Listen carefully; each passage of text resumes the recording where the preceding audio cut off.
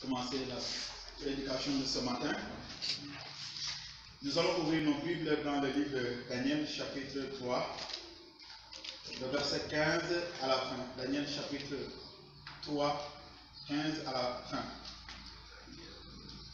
Daniel, le chapitre 3, le verset 15 à la fin. Je lis la parole de Dieu, chapitre 3, verset 15 à la fin. Maintenant, tenez-vous prêts. Et au moment où vous entendrez le son de la trompette, du chalumeau, de la guitare, de la sambuc, du psalterion, de la cornemuse et de toutes sortes d'instruments, vous vous prosternerez et vous adorerez la statue que j'ai faite. Si vous ne l'adorez pas, vous serez jetés en l'instant même au milieu d'une fournaise ardente. Et quel est le Dieu qui vous délivrera de ma main? Sadrach, Meshach, Abednego répliquèrent au roi Nabuchodonosor. Nous n'avons pas besoin de te répondre là-dessus. Voici notre Dieu que nous servons pour nous délivrer de la fournaise ardente. Et il nous délivrera de ta main, ô roi. Simon, sache, ô roi, que nous ne servirons pas de Dieu et que nous n'adorerons pas la statue d'or que tu as élevée. Sur quoi Nabuchodonosor fut rempli de fureur et il changea de visage en tournant ses regards contre Sadrach, Meshach et Abednego. Il reprit la parole et ordonna de chauffer la fournaise 7 fois plus qu'il convenait de la chauffer. Puis il commanda à quelques-uns des plus vigoureux soldats de son armée de lier Sadrach, Meshach, Abednego et de les jeter dans la fournaise ardente. Ces hommes furent liés avec leurs caleçons, leurs tuniques et leurs manteaux et leurs autres vêtements et jetés au milieu de la fournaise ardente. Comme l'ordre du roi était sévère et que la fournaise était extrêmement chauffée, la flamme tua les hommes qui avaient jeté Sadrach, Meshach et Abednego. Et ces 3 hommes, Sadrach, Meshach et Abednego, tombèrent liés au milieu de la fournaise ardente. Alors le roi Nabuchodonosor fut effrayé et se leva précipitamment. Il prit la parole et dit à ses conseillers: N'avons-nous pas jeté au milieu du feu 3 hommes liés? Ils répondirent au roi: Certainement, au roi. Il reprit et dit: Eh bien, je vois 4 hommes sans lier, qui marchent au milieu du feu et qui n'ont point de mal, et la figure du 4e ressemble à celui d'un fils de Dieu. Ensuite, Nabuchodonosor s'approcha de l'entrée de la fournaise ardente et prenant la parole et dit: Sadrach, Meshach, Abednego, serviteurs du Dieu suprême, sortez et venez. Et Sadrach, Meshach et Abednego sortirent du milieu du feu. Les satrapes, les intendants, les gouverneurs et les conseillers du roi s'assemblèrent. Ils virent que le feu n'avait eu aucun pouvoir sur le corps de ces hommes, et que les cheveux de leur tête n'avaient pas été brûlés, que leurs caleçons n'étaient point endommagés, et que l'odeur du feu ne les avait pas atteints. Nabuchodonosor prit la parole et dit: Béni soit le Dieu de Sadrach, de Meshach et d'Abednego, lequel a envoyé son ange et délivré ses serviteurs qui ont eu confiance en lui et qui ont violé l'ordre du roi et livré leur corps plutôt que de servir et d'adorer aucun autre Dieu que leur Dieu. Voici maintenant l'ordre que je donne. Tout homme à quelque peuple, nation ou langue qu'il appartienne, qui parlera mal du Dieu de Sadrach, de Meshach et d'Abednego sera mis à pièces, et sa maison sera réduite en un tas d'immondices, et parce qu'il n'y a aucun autre Dieu qui puisse délivrer comme lui. Après cela, le roi fit prospérer Sadrach, Meshach, Abednego dans la province de Babylone. Amen. Voici, mes frères et sœurs, ce matin, ce que j'aimerais partager avec vous. Nous voyons que c'est important dans ces moments de crise de partager ce genre de message qui nous montre l'assurance dans le Seigneur. Voici une situation qui est véritablement difficile. 3 hommes qui ont la foi à leur Dieu, qui ont la confiance aussi à leur Dieu, alors qu'ils rencontrent ces genres de situations. Parce qu'il y avait un roi, Nebuchadnezzar, dans la ville de Babylone, il avait interdit aux autres nations, aux autres peuples, d'adorer leur Dieu. Il avait donc fabriqué une statue qu'il appelait, qu'il considérait comme Dieu. Il avait dit aux autres d'adorer ce Dieu, de se prosterner devant ce Dieu, quelle qu'en soit alors ta foi, quelle qu'en soit alors l'origine alors de ces gens, ils devraient véritablement, forcément alors adorer ce Dieu. Et voici 3 hommes qui nous montrent une foi fervente. Face à cette situation, quand le roi a demandé à toute la nation, quand vous entendez la trompette, quand vous entendez le bruit, les gens, il faut se prosterner et adorer mon statue, le Dieu qui était fabriqué, qui n'était pas véritablement le véritable Dieu. Et face aussi à ces genres de situations, nous devons montrer une foi, nous devons montrer la confiance. Parce que dans les problèmes, c'est là où nous devons montrer aux gens que nous avons véritablement confiance à notre Dieu. Et voici ces hommes qui ont dit au roi, nous n'avons même pas besoin d'entendre ou bien de te répondre sur cela. On n'a même pas besoin de perdre notre temps pour te répondre. Voici des gens qui ont la foi. On n'a pas besoin de te dire qu'est-ce qu'on va faire. Parce que nous savons que le Dieu que nous sommes en train d'adorer, le Dieu que nous invoquons, il est capable de nous délivrer de cette fournaise. Et il le fera. Et il ajoutera, même s'il ne le fait pas, nous n'allons pas adorer tes dieux. Voici une condition ou bien une réponse qui est véritablement claire. Même si Dieu ne nous délivre pas, entre tes mains, nous n'allons jamais adorer ton Dieu. Voici une foi maîtrise de dans Christ. Même si nous devons mourir, nous devons accepter de mourir avec le Seigneur.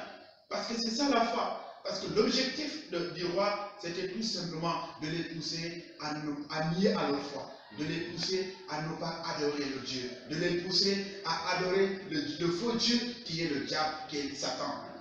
Et vous le savez, plus que moi, si on adore le diable ne fait que alors nous faire passer dans des moments tellement difficiles. Il peut nous dire que nous allons vous donner cela, nous allons vous faire prospérer, mais arrêtez, c'est des mensonges.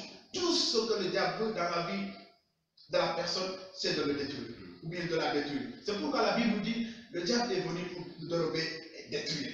Mais Christ, lui, il est venu pour sauver. Christ, lui, il est venu pour transformer. C'est pourquoi ces gens ont eu la confiance à leur Dieu, même s'il doit mourir.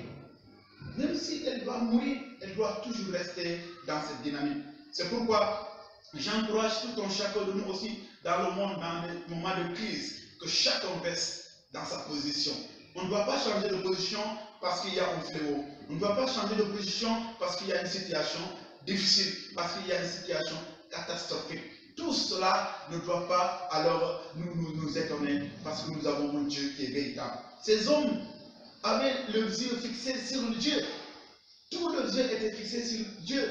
Ils ne voyaient pas la fournaise. Ils ne voyaient pas la fureur du roi. Parce que la Bible nous dit que quand le roi, quand ces 3 hommes ont répondu au roi, ils ne vont jamais adorer les statues. Voici ce que la Bible nous dit. La Bible nous dit que le roi était en colère. Et le roi a demandé quelque chose. Regardez ce que le roi a demandé. Le roi dit quelque chose d'important. Il dit, il reprit la parole et ordonna de chauffer la fournaise 7 fois plus qu'il ne convenait de le chauffer. 7 fois plus. La fournaise était chauffée d'une manière au point que si tu tombes là-dessus, tu vas mourir. Mais le roi demande à ce qu'on le chauffe 7 fois parce qu'il était en colère. Voici ce que le diable sème dans la vie de la personne pour détruire les gens qui sont en train d'adorer Dieu véritablement. Si tu es sincère avec ton Dieu, sache que le diable va faire tout pour t'anéantir. Si tu es sincère avec ton Dieu, les gens vont faire tout pour te bloquer. Parce que Satan ne veut pas voir quelqu'un qui a une intimité avec Dieu.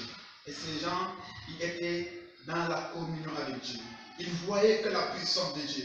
Ils savaient que le Dieu qui les a créés, le Dieu qui était avec eux, quand ils étaient dans les ventres de leur maman, ce Dieu, il est capable de les transformer. Ce Dieu, il est capable de les sauver et de les délivrer. Voici ce que tout un chacun de nous doit avoir dans sa tête, que Dieu est avec lui. Dieu ne nous a pas créés au hasard. Dieu ne nous a pas créés pour nous abandonner. Il ne nous a pas créés pour nous laisser flotter comme des drapeaux. Non, Dieu nous a créés pour un objectif bien déterminé. Et l'objectif pour lequel Dieu nous a créés, c'est de l'adorer.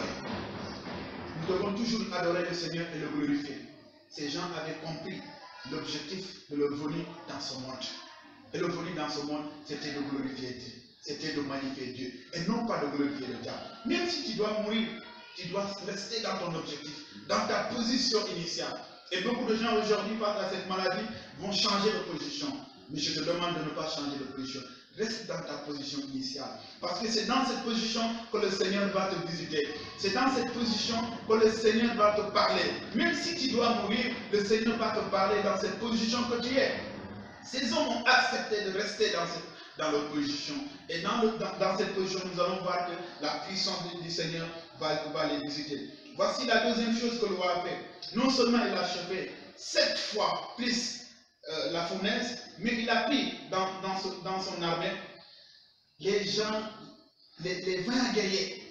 Il n'a pas pris des soldats qui n'ont pas de force, mais il a pris des soldats tellement géants, au point que ces gens ne pouvaient même pas bouger.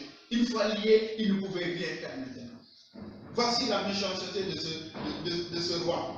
Et après, non seulement il a pris ces hommes aussi ayants, mais la Bible dit qu'il les a liés. Et ces 3 hommes ne pouvaient plus bouger. Ils n'avaient rien à faire. Mais jusqu'à présent, dans leur cœur, je crois qu'il était en train de glorifier le Dieu. Il est en train de remercier Dieu parce qu'il savait que Dieu va les visiter. Voici ce qui est merveilleux, mes amis. La Bible nous dit, quand ils ont fait cela, il les a pris et ils les ont jetés dans la fournaise. La Bible nous dit, la foule était tellement chauffée au point que ces hommes qui avaient lié ces 3 hommes étaient même tués par la flamme, par la chaleur de la fournaise. Voici, mes amis, alors que ces 3 hommes qui sont jetés dans la fournaise n'étaient même pas touchés. Mais ces soldats étaient déjà tués. Une fois près de la fournaise, la flamme, la chaleur les a déjà touchés. Et nous voyons vraiment la colère ou bien le cœur du diable. Ce que le diable veut dans la vie des gens, c'est de les détruire. Mais face à cela, il y a un plan. Et le plan de Dieu, face au plan du diable, c'est de nous délivrer. Si Satan veut nous détruire, Satan veut nous tuer, il veut alors amener des virus, des maladies pour nous anéantir, mais Dieu a un plan pour nous. Et le plan de Dieu pour nous, c'est de nous sauver, c'est de nous transformer. Mais il nous faut rester dans notre position. Il ne faut jamais changer de position face à une situation difficile. Mais si c'est le Seigneur qui te demande de rester dans cette position, reste dans la position. La position c'est quoi? C'est glorifier Dieu.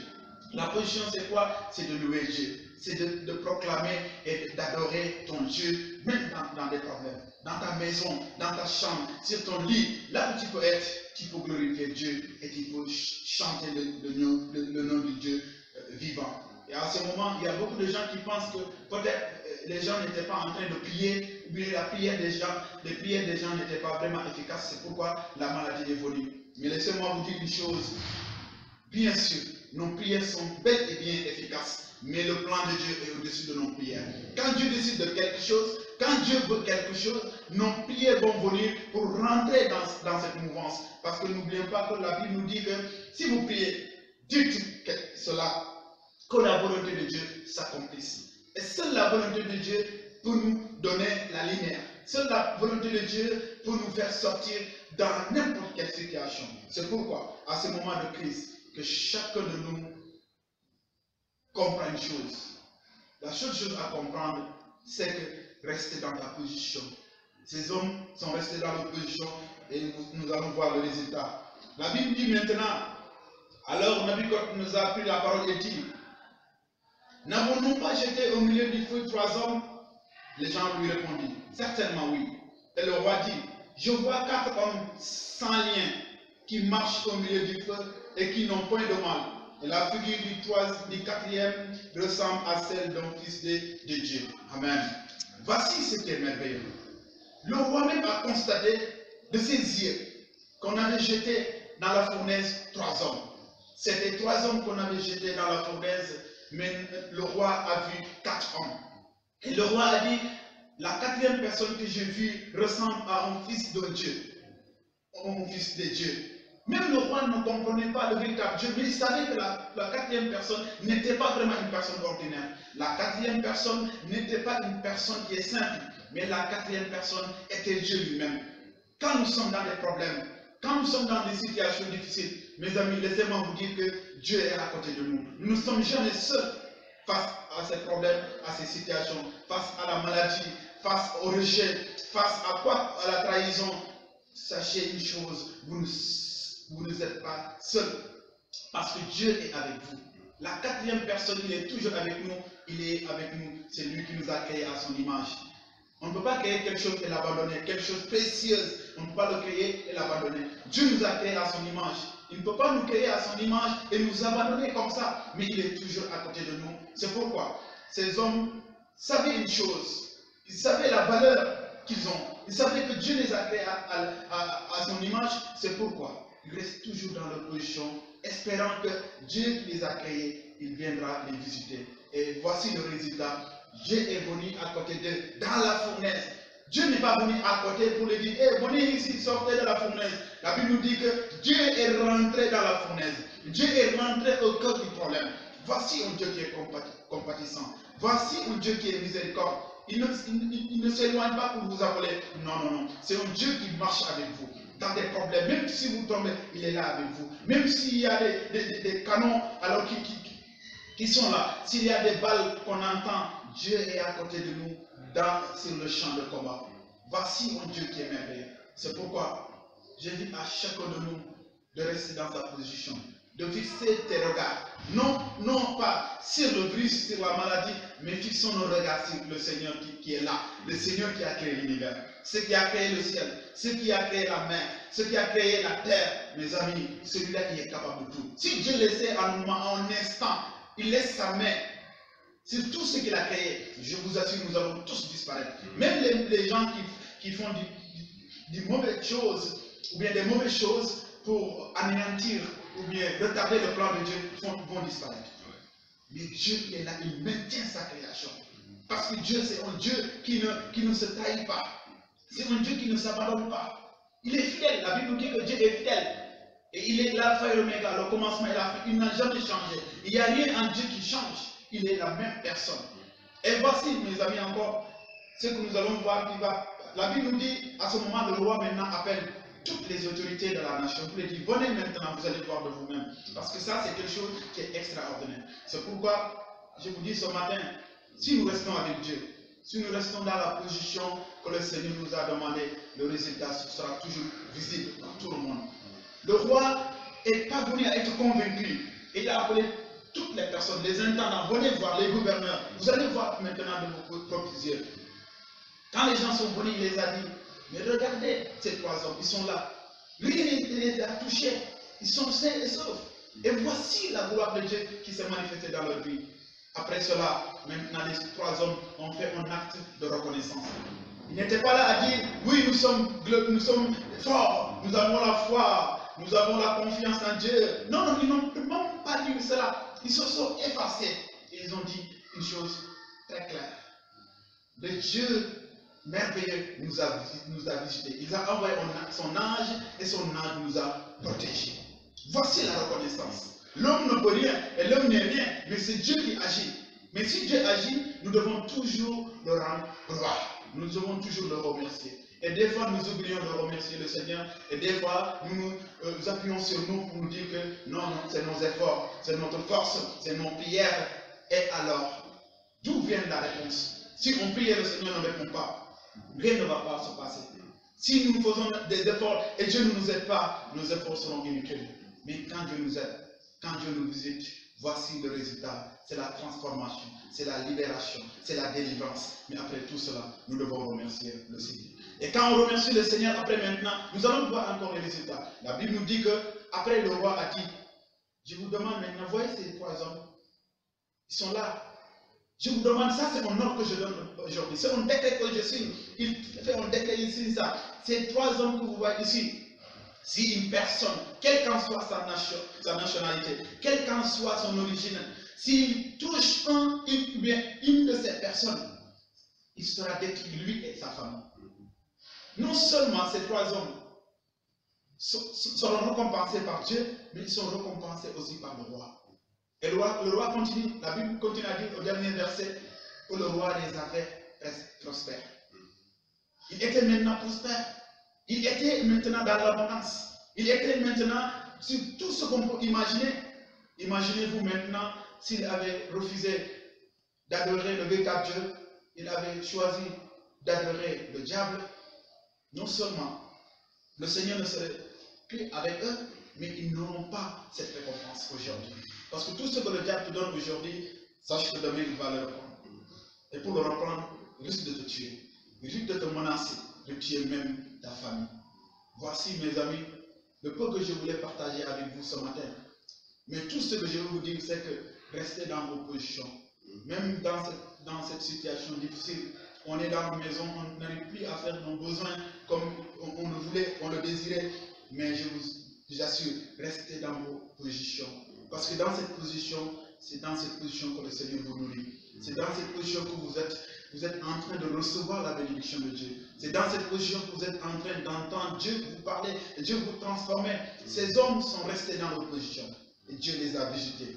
Et Dieu les a guéris. Que rien dans ce monde ne vous pousse à renier votre foi. Que ce soit la pauvreté, que ce soit le rejet, que ce soit les gens de mauvaise vie. Rien dans ce monde, la Bible nous dit que rien dans ce monde ne peut nous séparer de l'amour de Dieu. Rien dans ce monde. Parce que Dieu nous met sur ses mains. Il nous aime. C'est un Père qui est aimable. C'est un Père qui se soucie de nous, nuit et jour. Et non seulement il se soucie de nous, non seulement il nous bénit, non seulement alors il est avec nous, mais il est à côté de nous, il marche avec nous dans des problèmes, dans cette situation. Même si à ce moment tu es malade, tu es atteint par le coronavirus, sur ton lit d'hôpital, il faut savoir une chose. Le Seigneur est avec toi sur le lit. Il est toujours avec toi. Il ne t'abandonne pas. Ne pense pas que tu es seul là-bas. Oui, les médecins ne peuvent pas le voir. Les yeux humains ne peuvent pas le voir. Mais Dieu, il est avec toi. C'est pourquoi quand Dieu a ouvert les yeux du roi, il n'est pas venu avoir la 4e personne qui était avec ces hommes. Dieu, il est avec vous. Restez dans vos positions.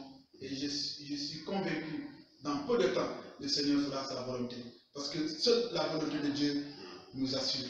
Rien dans ce monde ne nous assure pas. Même si les hommes arrivent à découvrir un vaccin, si ce n'est pas la volonté de Dieu, ça ne nous assure pas. Seule la volonté de Dieu nous assure dans ce monde. Parce que c'est la volonté de Dieu qui va transformer ce monde, qui va nous maintenir dans cette position pour nous donner tout ce dont nous avons besoin.